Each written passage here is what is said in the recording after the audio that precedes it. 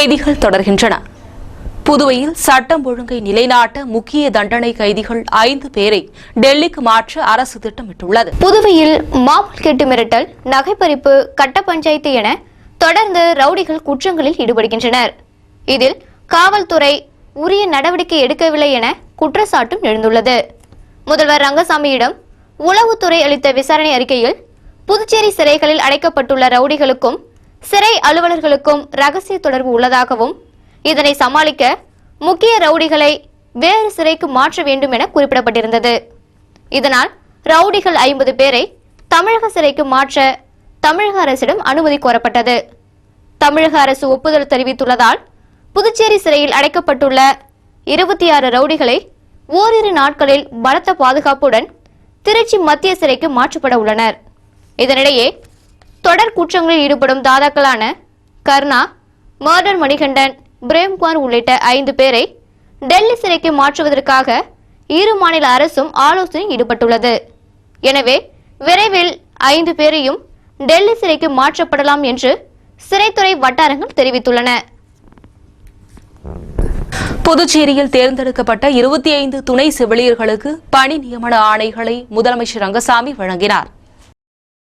புதுவை அரசின் சுகாதாரம் மற்றும் குடும்ப நலத்துறை சார்பில் 13 பல்வேறு பதவிகள் உட்பட 115 பணியிடங்களுக்கு விண்ணப்பம் வரவேற்கப்பட்டது. இதில் துணை செவிலியர் பதவிக்கு 526 பேர் விண்ணப்பித்திருந்தனர்.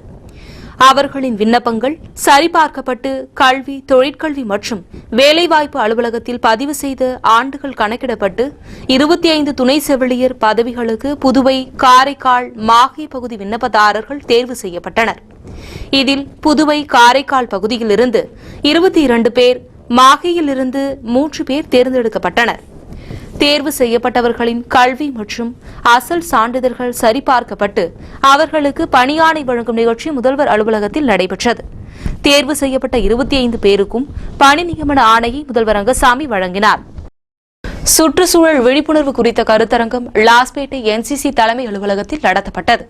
புதுச்சேரி தேசிய மாணவர் படை அமைப்பு பொன்விழா கொண்டாடுவதையொட்டி கடந்த 3 மாதங்களாக சுற்றுச்சூழல் தூய்மை குறித்த கருத்தரங்கம் மற்றும் பேரணிகள் நடத்தி வருகிறது.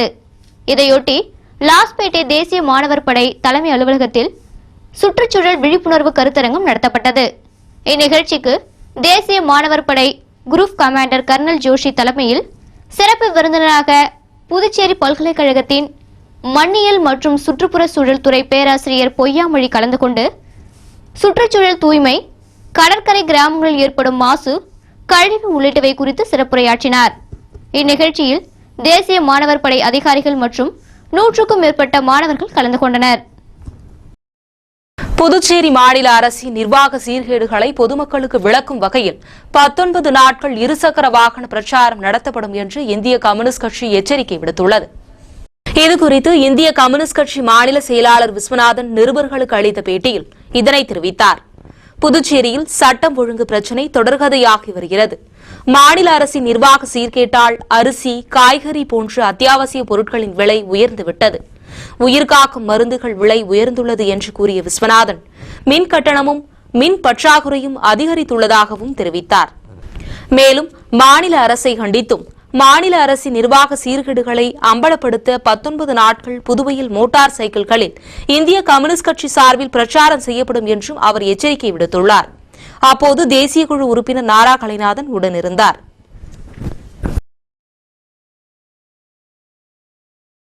வேல்ராம்பட்டு பகுதிகளில் வருகிற 24ஆம் தேதி மின்னிறுத்தம் ஏற்படும் என்று மின்துறை அறிவித்துள்ளது. புதுவை மரப்பாலம் துணை மின் நிலையத்தில் வருகிற 24ஆம் தேதி பராமரிப்பு பணிகள் நடக்க இருப்பதால் வேல்ராம்பட், சுகாதாரத்துறை ஊழியர் குடியிருப்பு, திருமகள் நகர், துலுக்கானத்தம்மன் நகர், முருங்கப்பாக்கம்பேட், கொம்பாக்கம்பேட், உழவர்கரை தெற்கு பகுதிகளில் காலை 10 மணி முதல் மதியம் 2:30 மணி வரை மின் விநியோகம் தடைபடும் என்று மின்துறை அறிவித்துள்ளது.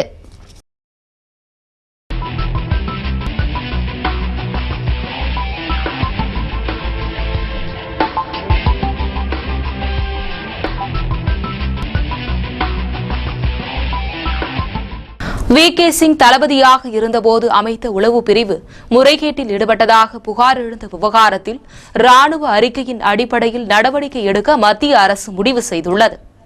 இது தொடர்பாக ஆய்வு நடத்திய ராணுவ நடவடிக்கைகளுக்கான இயக்குனர் வினோத் பாட்டியா பாதுகாப்பு அமைச்சகத்திடம் அறிக்கை ஒன்றை தாக்கல் செய்துள்ளார். அதில் வி.கே. சிங் ராணுவ தளபதியாக இருந்தபோது அவரால் உளவு பார்க்க தொழில்நுட்ப குழு ஒன்று அமைக்கப்பட்டதாகவும் இந்த குழு முறைகேடாக ராணுவ அதிகாரிகளின் தொலைபேசிகளை ஒட்டு கேட்டதாகவும் தெரிவிக்கப்பட்டுள்ளது. மேலும் நிதி முறைகேடுகளில் ஈடுபட்டிருப்பதாகவும் உயர் அதிகாரிகள் அனுமதியின்றி எல்லை தாண்டி ஒட்டு கேட்டதாகவும் உளவு பிரிவு குழுவினர் மீது குற்றம் சுமத்தப்பட்டுள்ளது.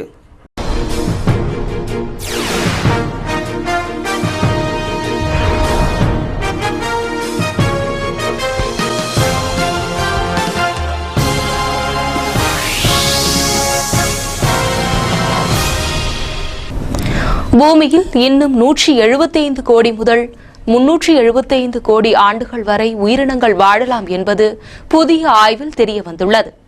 லண்டனில் உள்ள கிழக்கு ஆங்கிலேயா சுற்றுப்புறச்சூழல் அறிவியல் பல்கலைக்கழகத்தைச் சேர்ந்த விஞ்ஞானி ஆண்ட்ரூ ரக்பி பூமியின் சுற்றுப்புறச்சூழல் பற்றி ஆய்வு நடத்தி வருகிறார். அவரது குழுவைச் சேர்ந்த விஞ்ஞானிகள் பூமியில் மனிதன் எத்தனை ஆண்டுகள் வாழலாம் என்பது பற்றி ஆய்வு நடத்தினார்கள். இந்த ஆய்வில் பூமியில் மனிதன் 175 கோடி முதல் 375 கோடி ஆண்டுகள் வரை வாழலாம் என்பது தெரிய வந்துள்ளது. இது பற்றி ஆய்வு நடத்திய விஞ்ஞானி ஆண்ட்ரூ, நமது பூமி சூரியனின் வெப்பமண்டல பகுதிக்குள் செல்லும் பொழுது பூமியின் வெப்பநிலை கடுமையாக அதிகரிக்கும். இதன் காரணமாக கடல் முழுவதும் ஆவியாகிவிடும். இந்த காலகட்டத்தில்தான் உயிரினங்கள் பூமியில் வாழ முடியாத நிலை ஏற்படும்.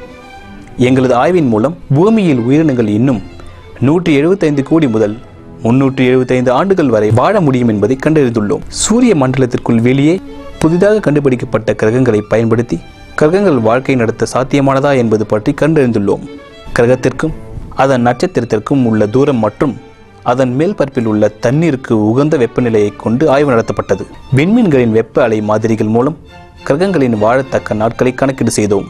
கிரகங்களின் வசிக்கத்தக்க காலம் எவ்வளவு என்பதை அளக்கும் அளவீடானது மற்ற கிரகங்களில் எவ்வளவு நாள்கள் வசிக்க முடியும் என்பதை அளவிட பெரிய உதவியாக இருக்கிறது.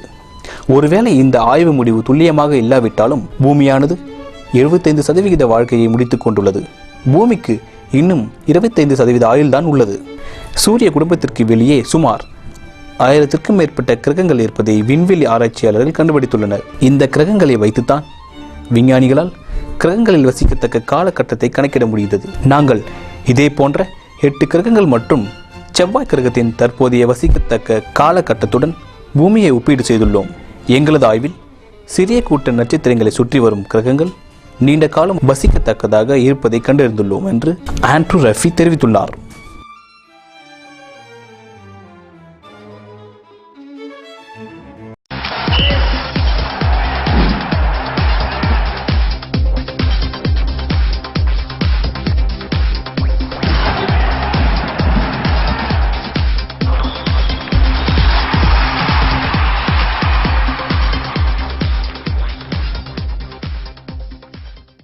இந்திய கிரிக்கெட் அணியின் ஒருநாள் போட்டிக்கான புதிய உடைகளை நைக் நிறுவனம் வடிவமைத்துள்ளது.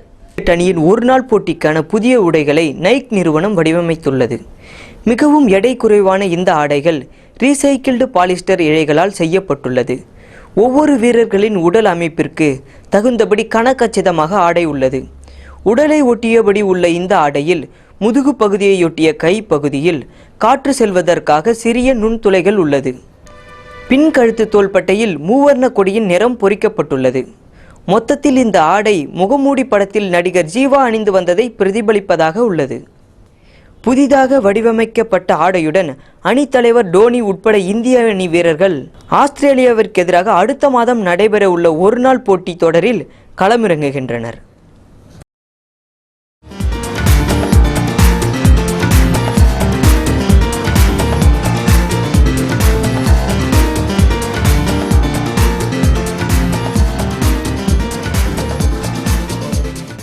ஆரம்பம் திரைப்படத்தின் ட்ரெய்லர் ஆனது பட்டையை கிளப்பும் வகையில் ரசிகர்களின் அமோகமான வரவேற்பை பெற்றுள்ளது. ரசிகர்களின் அமோக வரவேற்பை பெற்றுள்ளது ஆரம்பம் பட ட்ரெய்லர். பில்லா வெற்றியை தொடர்ந்து விஷ்ணுவர்தன் இயக்கும் திரைப்படம் ஆரம்பம். இப்படத்தில் அஜித், ஆர்யா, நயன்தாரா மற்றும் டாப்ஸி ஆகியோர் நடித்துள்ளனர். தீபாவளி ரேஸில் களமிறங்க தயாராக உள்ள இப்படத்தின் ட்ரெய்லர் மற்றும் பாடல்கள் வெளியிடப்பட்டு ரசிகர்களின் ஆதரவை பெற்றுள்ளது. மேலும் இப்படத்திற்கு யுவன் சங்கர் ராஜா இசையமைத்துள்ளார்.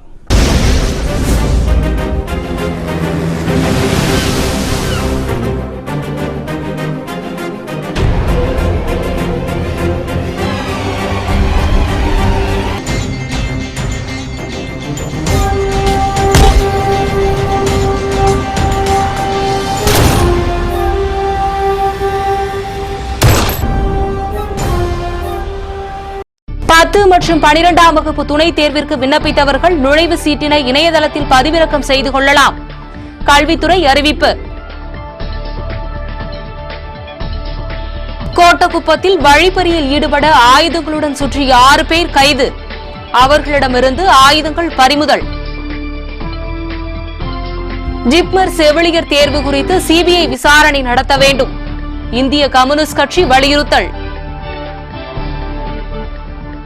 என்ஆர் காங்கிரஸ் அரசை கண்டித்து நடைபெறும் ஆர்ப்பாட்டத்திற்கு பெருவாரியாக கலந்து கொள்ள வேண்டும். உருளையன்பேட்டை வட்டார காங்கிரஸ் கூட்டத்தில் தீர்மானம். புதுவையில் சட்டம் ஒழுங்கை நிலைநாட்ட முக்கிய கைதிகள் டெல்லிக்கு மாற்றம். புதுவை அரசு அதிரடி.